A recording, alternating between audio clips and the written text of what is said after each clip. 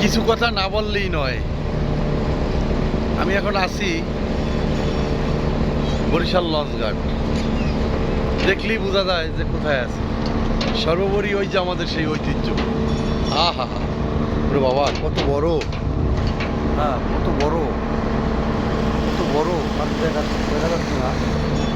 এটা হয়েছে, হ্যাঁ এখানে আসছি এমবি মানামি লঞ্চ। কি কইরা রাখছে এগুলা দেখার মতো কিছু। যাই হোক, বরিশাল নদীময় লঞ্চ স্টেশনটা কিন্তু, বন্দরটা কিন্তু অনেক বড় লঞ্চের জন্য। অনেক ভালো হয়েছে, লঞ্চ অনেক বেশি, ঠিক আছে। খুবই সুন্দর দৃশ্য বরিশাল লঞ্চ ঘাটের।